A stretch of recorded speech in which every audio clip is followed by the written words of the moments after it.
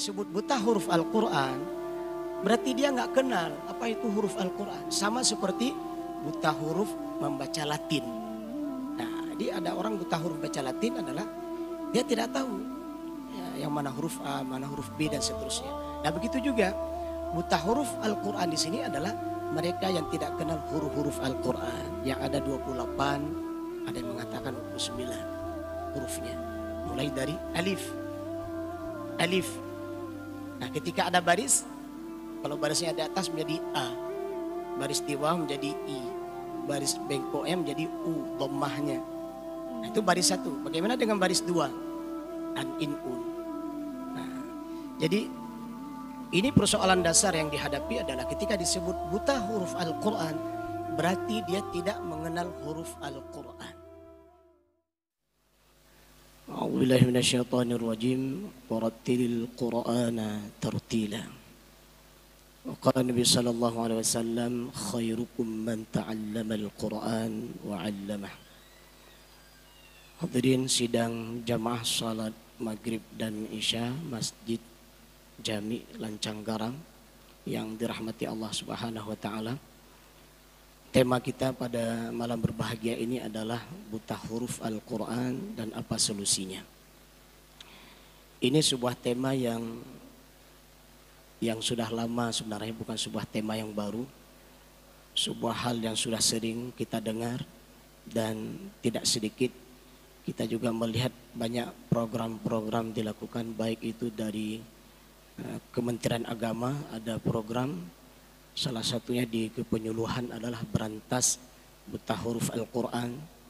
Kemudian bukan hanya Aceh ya, bahkan di Indonesia ada namanya LPTQ, Lembaga Pengembangan Tilawatil Quran. Dan ada juga TPA di KPRMI.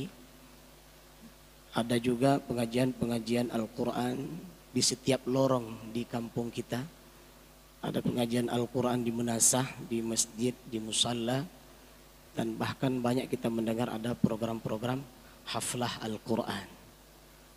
Pertanyaan sederhana adalah, begitu banyak program berantas buta huruf Al-Quran, baik itu dari pemerintah maupun itu dari program-program yang dilaksanakan di kampung, di musalla, di masjid, dan berbagai macam program lainnya. Tapi pertanyaannya adalah, kenapa masih ada orang yang buta huruf Al-Quran?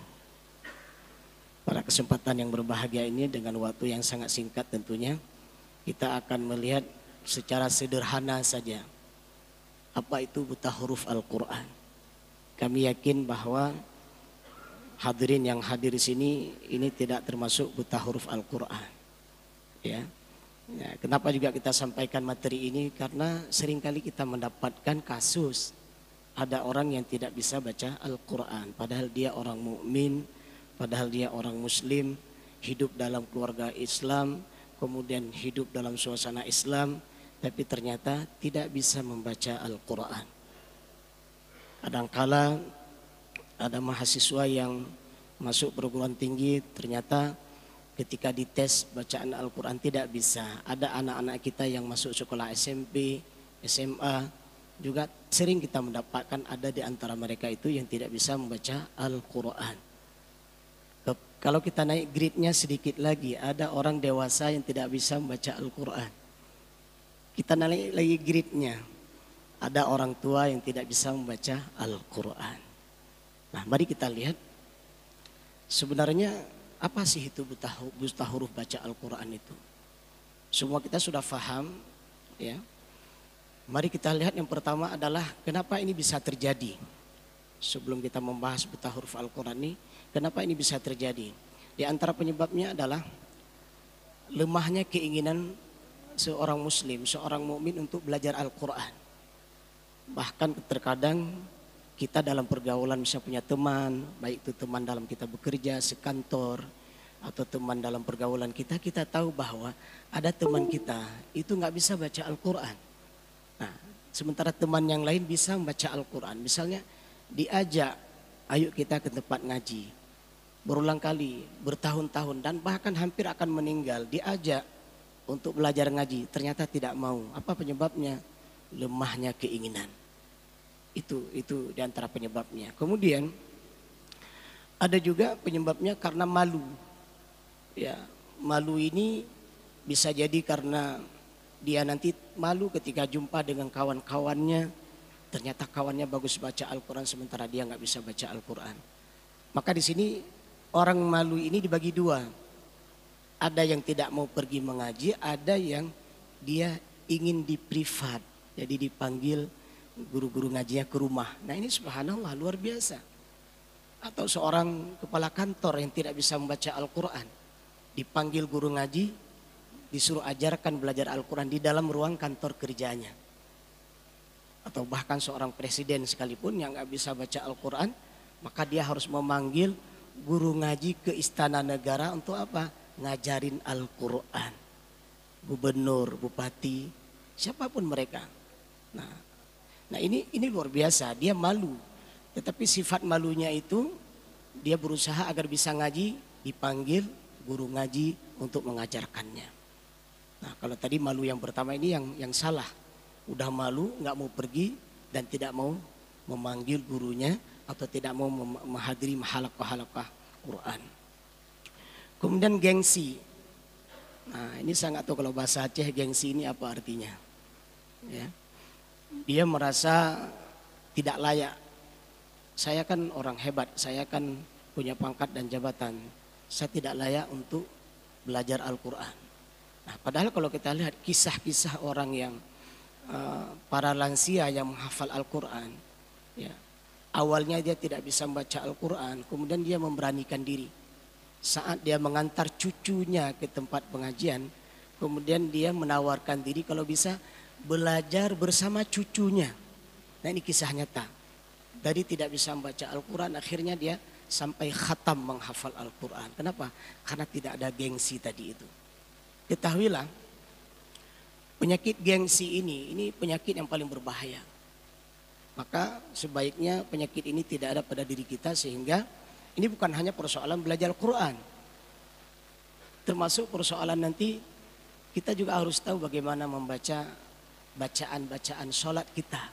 Karena tidak sedikit ada orang yang bacaan sholatnya bermasalah. Atau fikih-fikih dasar. Ya, taharah dasar. Ya, untuk keperluan kita sehari-hari. Dalam kita berwudu, dalam kita ya berbagai macam hal-hal yang harus kita lakukan, kita di situ perlu ilmu taharah dasar, muamalah dan seterusnya. Tidak sedikit antara mereka itu gengsi dan tidak mau belajar. Akhirnya apa? Salah. Nah, akhirnya apa lagi yang terjadi? Ketika menjadi pejabat publik, akhirnya salah dia berbicara. Ketika kita tanya dia pun nggak tahu kenapa salah saya ngomong. Nah, jadi tambah lagi masalah. Nah, ini karena penyakit gengsi tadi. Kemudian penyebab yang lain juga bisa terjadi karena tidak ada perhatian dari keluarga. Masya Allah. Jadi sebuah keluarga yang tidak punya perhatian terhadap Al-Quran keluarganya, maka ketahuilah suatu saat kelak dia tidak pernah diajarkan Al-Quran. Tibalah masanya, waktunya dinikahkan. Oleh penghulu awalnya disuruh ucapkan syahadat dulu mungkin ya. Nah syahadat pun nggak bisa. Udahlah disuruh bacakan Al-Fatihah. Al-Fatihah pun nggak bisa. Nah ini ketahuannya di mana? Saat mau menikah. Sudah terlambat. Atau misalnya saat ingin menjadi anggota dewan legislatif misalnya ya. Nah di sini juga sudah terlambat. Kenapa? Kalau dari dulu dia belajar kan nggak akan mungkin terjadi.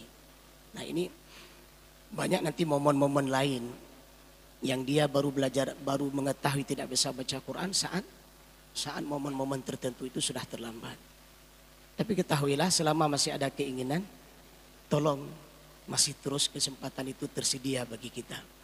Maka salah satu hal yang kita sampaikan, yang mudah-mudahan ini para anggota Dewan Legislatif kita yang selesai kemarin tes baca Al-Quran, salah satu hal yang kita amanahkan di sini adalah tolong Anda pengurus-pengurus rakyat, Anda yang membantu mengurus urusan rakyat, tolong bacaan Al-Quran jangan hanya dites saat Anda belajar, saat Anda akan menjadi caleg. Tapi setelah itu tolong balik lagi ke masjid, balik lagi ke musala, jumpai lagi tungku-tungku ngaji Anda dan belajarlah terus Al-Quran. Tidak ada istilah terlambat sebenarnya. Baik, itu alasan yang sederhana kita melihat. Nah, selanjutnya Kenapa disebut buta huruf Al-Quran? Berarti kita awali dari persoalan huruf Al-Quran. Kita masih ingat dulu, ya walaupun sekarang banyak lahir metode-metode belajar Al-Quran. Ada metode Iqra, Abatasa, berbagai macam metode belajar Al-Quran. Tapi kita dulu ingat, guru-guru ngaji kita dulu mungkin nggak punya metode. Ya, semua kita masih ingat. Bagaimana guru-guru ngaji kita itu mengajarkan Al-Quran kepada kita? Yang pertama adalah mereka memperkenalkan huruf Al-Quran. Jadi ketika disebut buta huruf Al-Quran, berarti dia nggak kenal apa itu huruf Al-Quran. Sama seperti buta huruf membaca Latin. Nah, jadi ada orang buta huruf baca Latin adalah dia tidak tahu ya, yang mana huruf A, mana huruf B dan seterusnya. Nah, begitu juga buta huruf Al-Quran di sini adalah mereka yang tidak kenal huruf-huruf Al-Quran. Yang ada 28, ada yang mengatakan 29 hurufnya. Mulai dari alif. Alif. Nah, ketika ada baris, kalau barisnya di atas menjadi A. Baris di bawah menjadi I. Baris bengkoknya menjadi U, dhammahnya. Nah, itu baris satu. Bagaimana dengan baris dua? An, in, un. Nah, jadi ini persoalan dasar yang dihadapi adalah ketika disebut buta huruf Al-Quran, berarti dia tidak mengenal huruf Al-Quran. Nah, sering kita mendengar misalnya dalam bahasa Aceh, alif disebut dengan alih. Nah, kita juga nggak bisa salahin, tetapi karena ini huruf Arab, inna anzalnahu Qur'anan Arabiyya, bagusnya kita membaca alif. Tapi kalau Aceh alih, nah, kemenan. Mesti ngeturi, bem tukang huruf lain. Tapi ucapan yang benar, karena Al-Quran itu bahasa Arab, maka seharusnya diucapkan orang apapun dan macam apapun dia harus mengucapkan alif sebelum ada baris. Kemudian selanjutnya ba. Kalau kita tambah alif al-ba'u. Jadi kalau nggak ada alif al, ba. Nah, kalau kita belajar nahwu sharaf itu ada kitab dasar itu al-ba'u wal mimu, ya, wal ha'u wal ya'u wasinu wasyinu dan seterusnya. Nah, ini ketika dia punya alif al maka dibaca al-alifu, ketika tidak ada alif al maka alifun. Seperti itu kira-kira. Nah, jadi bagi mereka yang buta huruf Al-Quran, maka solusinya adalah mari kita merapat, mari kita rangkul, mari kita bergaul, mari kita berjumpa, saling duduk berhadapan, mari kita lihat apa itu huruf Al-Quran sejak dari alif sampai dengan ya. Sehingga di film-film animasi anak-anak itu ada film anak-anak itu misalnya alif ya diibaratkan dengan tongkat, kemudian ba diibaratkan seperti sampan tapi ada titik di bawahnya. Itu kan bagian dari sebuah usaha agar anak-anak kita mungkin bisa mengenal huruf-huruf Al-Quran yang mirip dengan sesuatu yang ada dalam kehidupannya. Nah, ini yang pertama. Jadi orang buta huruf Al-Quran, ketahuilah mereka tidak tahu apa itu huruf Al-Quran. Maka solusinya perkenalkan huruf-huruf Al-Quran pada orang tersebut. Nah, ini masih huruf. Belum lagi nanti ada huruf yang mirip. Ada orang malah yang sudah bisa baca Al-Quran, tapi ketika membaca huruf yang mirip susah bedain. Contoh, siratal ladzina an'amta. Ada hamzah, ada ain. Ada orang baca an'amta. Kalau surah Al-Zalzalah yang sering kita dengar, ada orang yang baca memang jim semuanya. Ini parah kali berarti ini. Ija, jul, jilatil, arju, jiljalah, jim semua. Padahal di situ bukan jim semua. Malah di awalnya bukan jim malah. Idza, zal, azzalu, zal. Idza kemudian zai. Nah, rumuh yang benar pun rumuh dai, bubuh titik idza. Yang kedua rumuh ra, bubuh titik za. Udah dua huruf. Tidak ada jim juga. Nah, ini kan terjadi pembohongan dalam membaca Al-Quran. Za dan za, kenapa dia baca aja? Udah.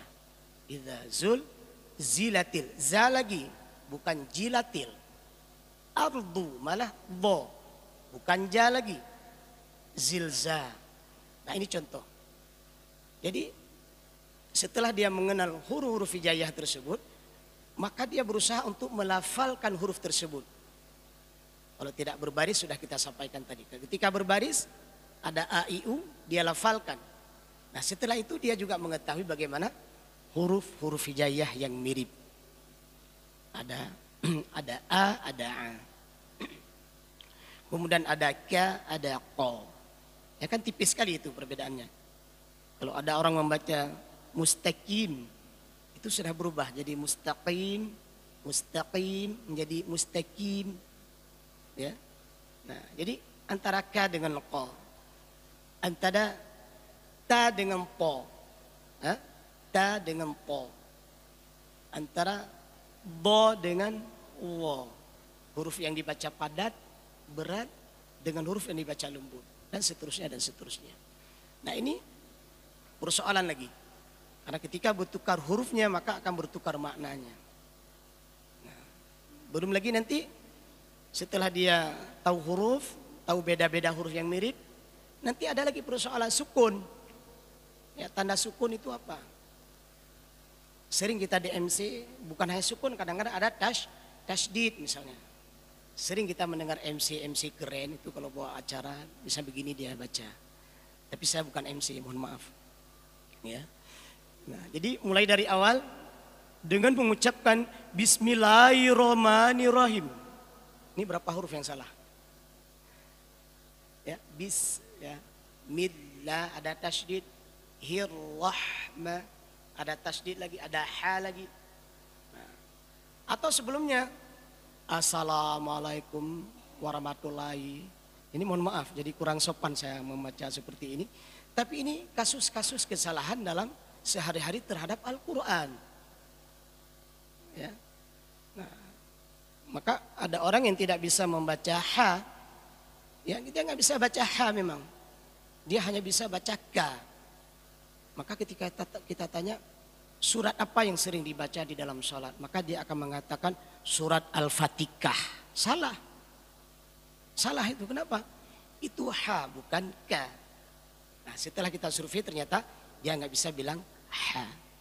Maka surat apa? Surat Al-Fatihah. Salah. Nah, salah besar itu. Baik. Huruf. Kemudian huruf yang mirip. Kemudian baris. Ada harokatnya, a, i, u-nya. Kemudian ada harokat tanwin. Nah ini ada hal lagi yang harus dibicarakan. Ketika dia belajar tanwin, ada huruf-huruf tertentu ketika berjumpa, itu cara bacanya berubah. Contoh dalam kalimat syahadat misalnya. Asyhadu an la. Nah ini gimana baca? Asyhadu an la. Tan nun mati berjumpa dengan lam berubah menjadi asyhadu alla. Nah ini contoh. Nah ini dipelajari dalam pelajaran tajwid. Nanti ada sebutannya misalnya idgham bila gunnah, terserah. Yang penting kita tahu cara bacanya. Kemudian minra.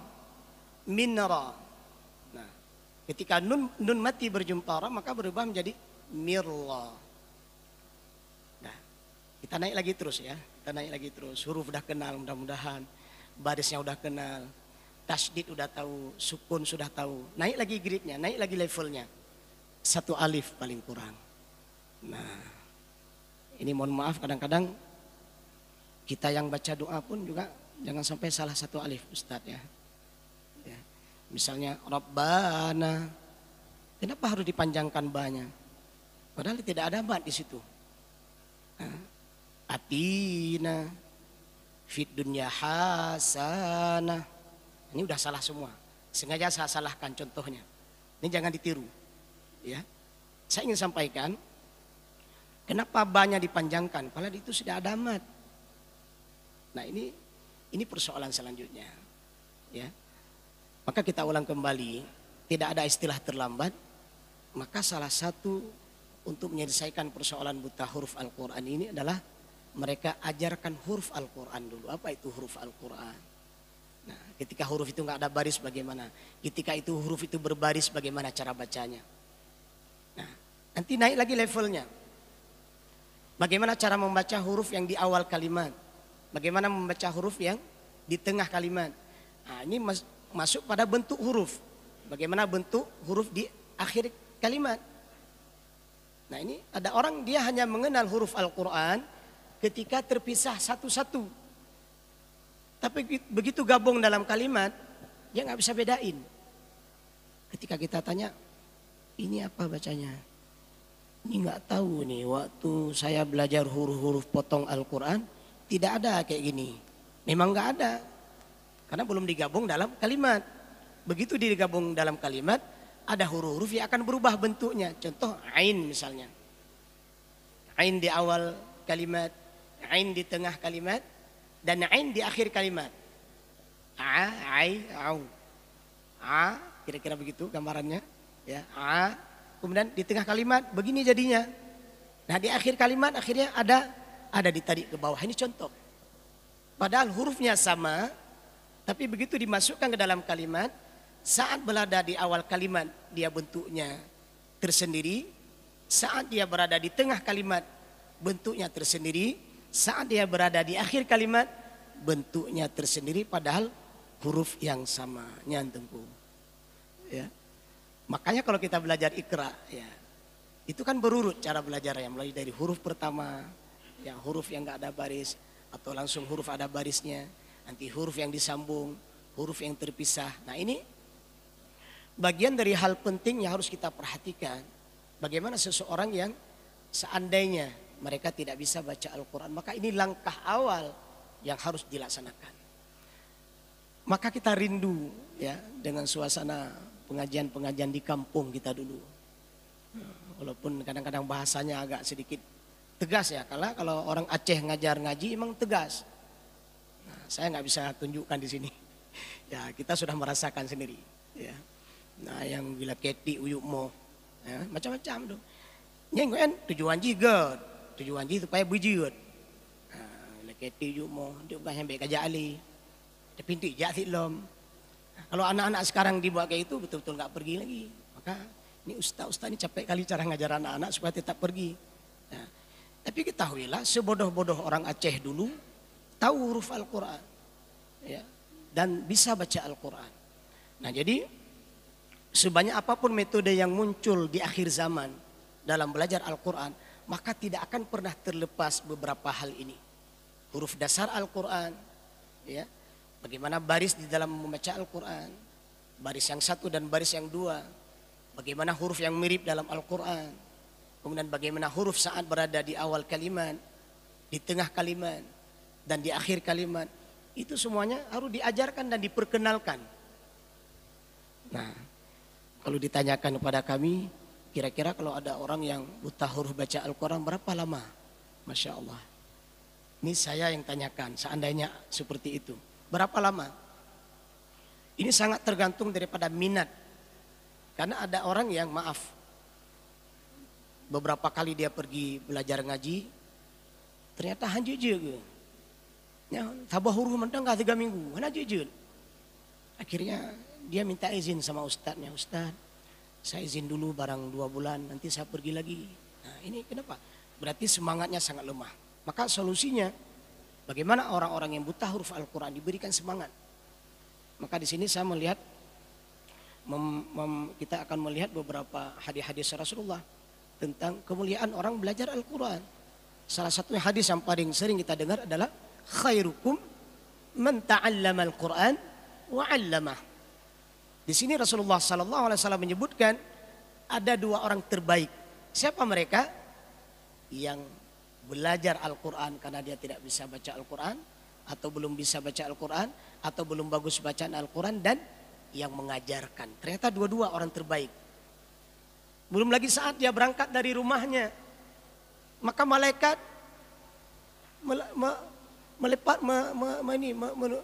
memberikan sayap kepada mereka, mengepakkan sayap, mengepakkan sayap. Kenapa malaikat mengepakkan sayap kepada orang-orang yang pergi belajar Al-Quran ini? Karena malaikat ridha kepada orang tersebut. Belum lagi langkah yang diayunkan, ya, itu 1 langkah dihitung kebaikan, 1 langkah dihapus dosanya.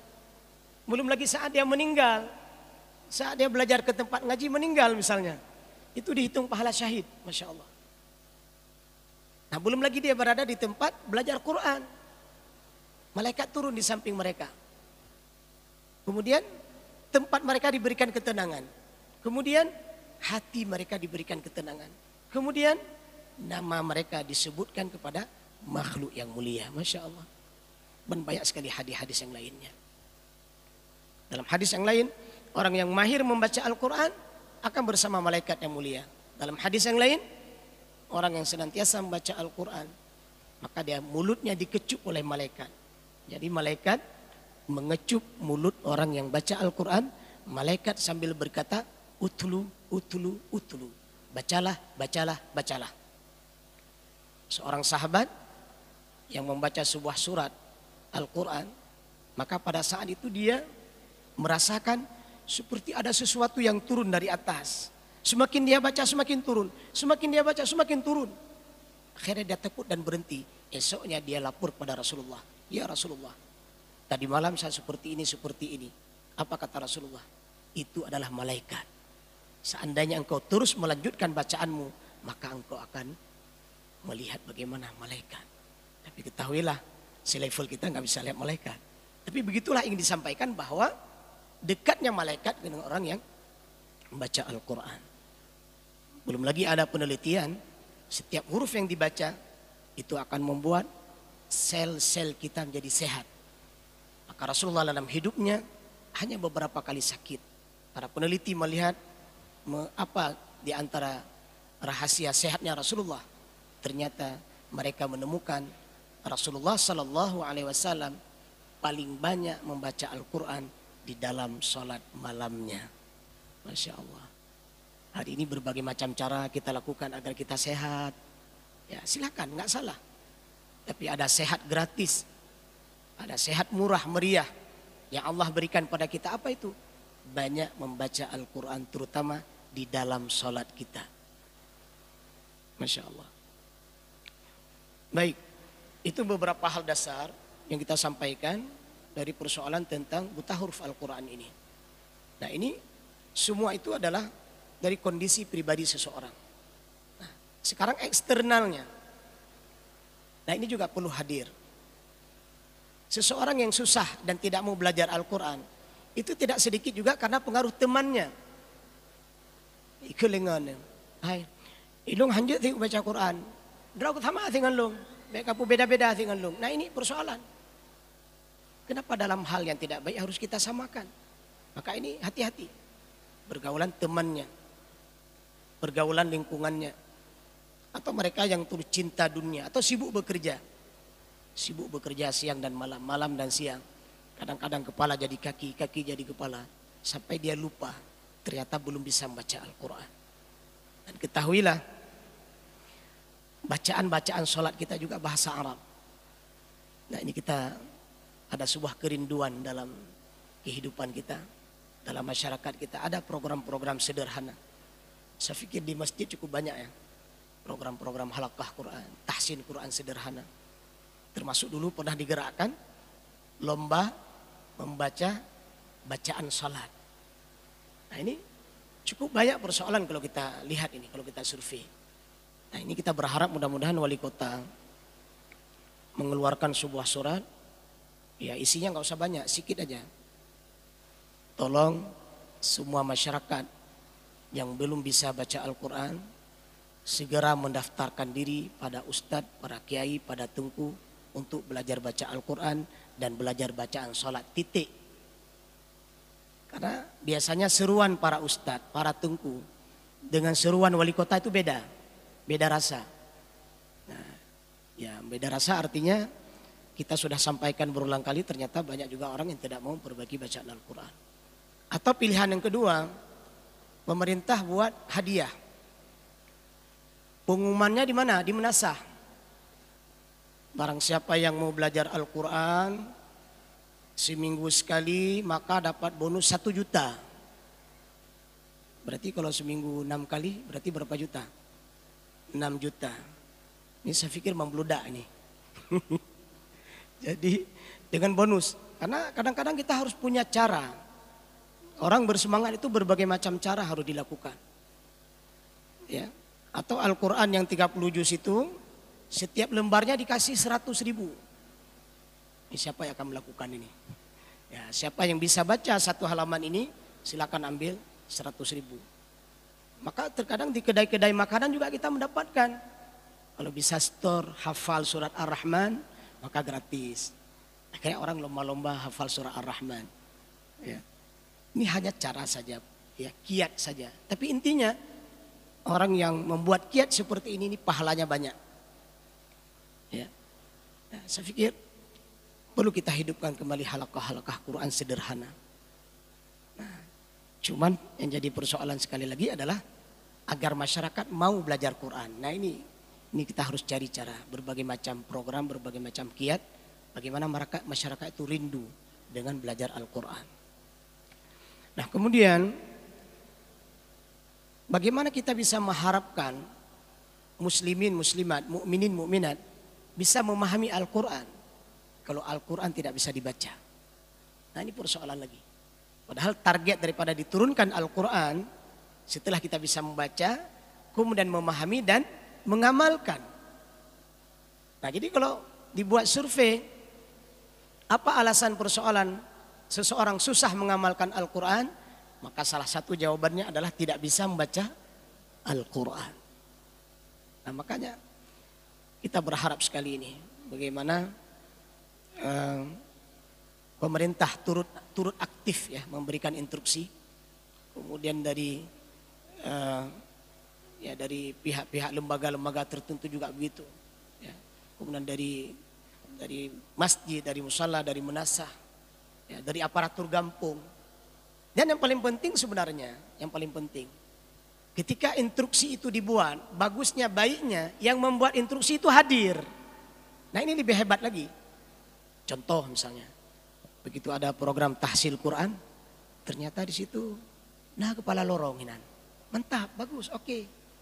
Nah Pak Gisi inan, kemudian nah Pak Camat inan, nah Pak Wali Kota atau Pak Bupati inan, nah Gubernur kemana? Mau belajar tahsin Quran di mana? Di Masjid Raya Banda Aceh, luar biasa. Nah, Presiden tiba-tiba datang ke sini, ternyata datangnya untuk belajar Quran. Siapa? Ada qori ternama, kan luar biasa. Tapi sekali lagi jangan pernah kita menunggu harus pemimpin kita dulu yang belajar Quran, akhirnya kita sampai nggak bisa baca Quran. Tidak juga seperti itu. Tapi ini bagusnya. Ya baik. Saya pikir beberapa hal sederhana yang bisa kita sampaikan. Kita lanjutkan kalau ada diskusi. Ya mudah-mudahan bisa mencerahkan materi yang kita sampaikan pada malam berbahagia ini. Terima kasih.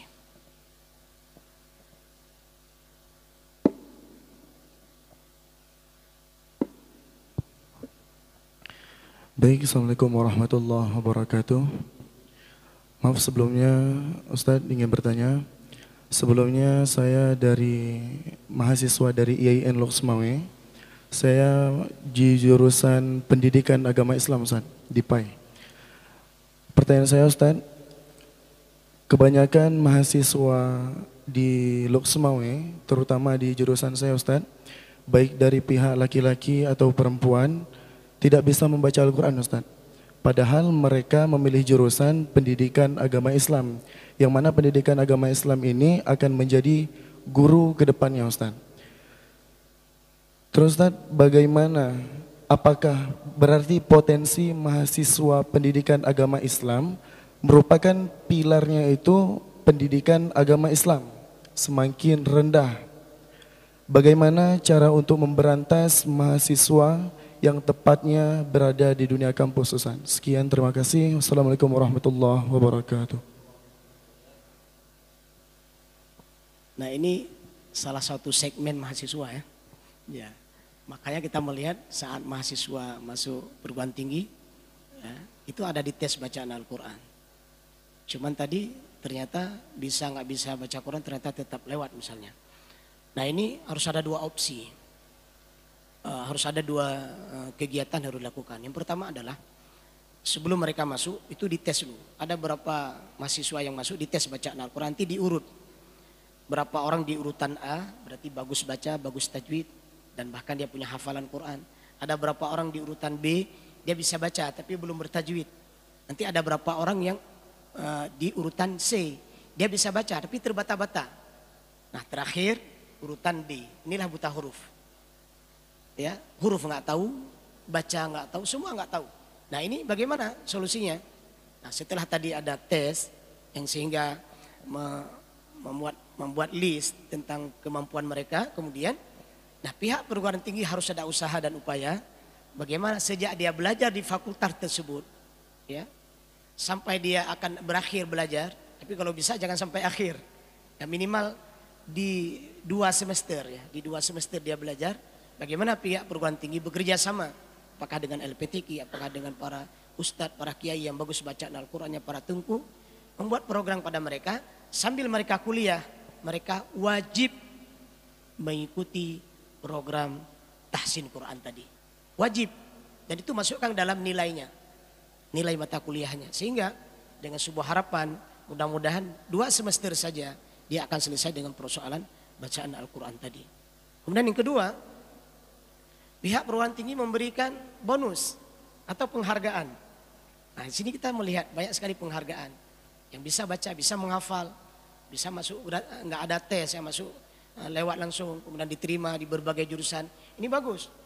Dan bahkan bila perlu ada program beasiswa bagi mereka yang bagus baca Al-Quran, bagi mereka yang punya hafalan Al-Quran, diberikan beasiswa sampai selesai dia kuliah. Nah ini upaya-upaya seperti ini tidak lain adalah untuk menyelesaikan persoalan-persoalan tadi. Nah, artinya jangan sampai ini menjadi luput bagi kita. Begitu dia wisuda, kemudian ada namanya KPM, terjun ke lapangan, ke masyarakat. Nah di situ salah satu tugas kan adalah mengajarkan anak-anak TPA. Nah pas kena pula mahasiswa yang nggak bisa baca Quran tadi, baru ketahuan ternyata dia tidak bisa membaca Al-Quran. Ini sudah terlambat. Yang malu siapa? Yang pertama orangnya, yang kedua lembaganya, yang ketiga orang tuanya. Jadi semua akan ikut merasa malu. Nah maka beberapa solusi tadi kita tawarkan, mudah-mudahan itu menjadi perhatian kita. Saya ingin sampaikan kepada kita semua jamaah yang berhadir, ya, bahwa pada saat Gubernur Aceh pada saat itu almarhum Profesor Dr. Ibrahim Hasan, pada saat itu beliau memimpin Aceh, kita tidak ada penghafal Al-Quran. Maka beliau mendatangkan 5 sampai 6 orang guru tahfiz dari mana? Dari Jawa. Ya, ada 5 sampai 6 orang guru tahfiz. Disitulah awal diajarkan bagaimana membaca dan menghafal Al-Quran. Disitulah tumbuh suburnya penghafal Quran di Aceh. Nah jadi pada saat itu Profesor Ibrahim Hasan, kita doakan luas kuburnya karena jasa baik beliau cukup banyak, ya. Itu memberikan penghargaan yang luar biasa. Setiap beliau bepergian ada program kegiatan, ya, kegiatan gubernur, ya, terutama pada saat itu untuk membuat jembatan di seluruh Aceh. Nah, salah seorang yang beliau bawa adalah penghafal Al-Quran. Sebelum beliau berpidato, maka beliau tampilkan dulu para penghafal Al-Quran. Maka timbullah animo dan semangat mereka untuk belajar Al-Quran. Saya pikir demikian yang bisa kita sampaikan. Mudah-mudahan materi singkat ini menggugah kita, ya, menggugah kita untuk semangat belajar Al-Quran. Baik Ustadz, mungkin